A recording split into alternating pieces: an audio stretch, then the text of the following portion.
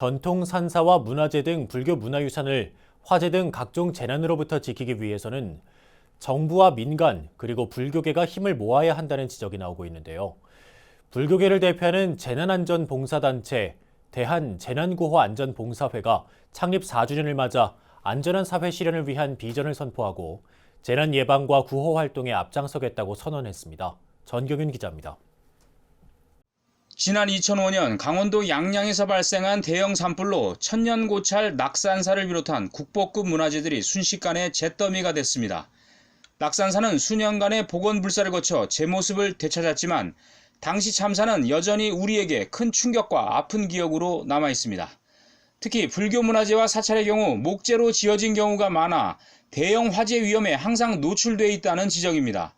깊은 산속에 자리한 전통 사찰에서 화재가 발생했을 때 소방차가 신속하게 현장에 접근하는데도 어려움이 적지 않습니다.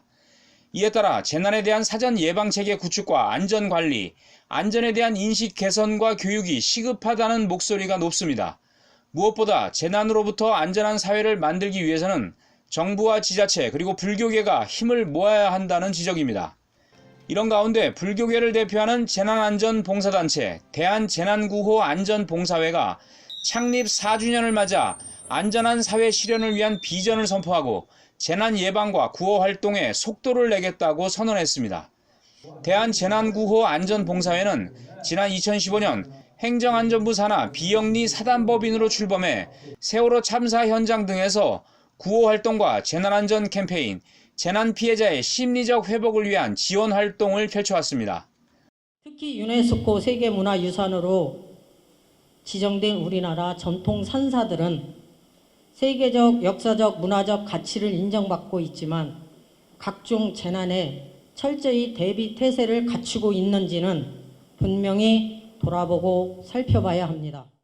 대한재난구호안전봉사회는 앞으로 홀몸 어르신과 외국인 이주 노동자 등 취약계층을 위한 소방시설 보급과 현장 봉사, 환자 치료 지원 사업 등에 적극 나설 계획입니다.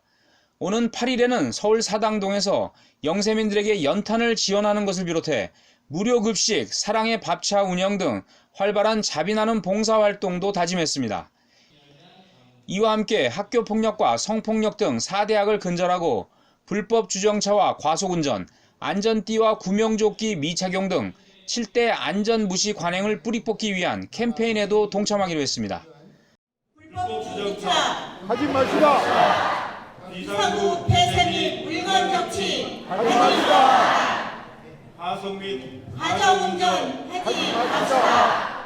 안전띠 미착용 하지 마시다.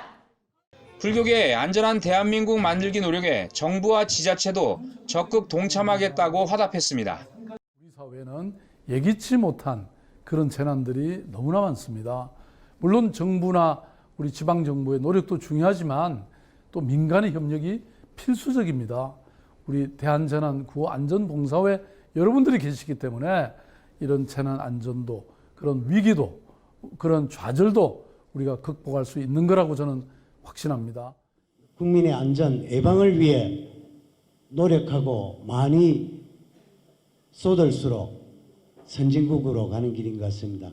이런 나라에 우리 해내 스님처럼 민간 봉사단체로 예방을 위해서 많이 신경 써주시는데 진심으로 감사드리고 각종 재난과 재해로부터 소중한 문화유산을 지키기 위한 불교계의 관심과 노력은 물론 정부와 지자체 등 각계각층의 지원이 더욱 절실한 시점이라는 지적입니다.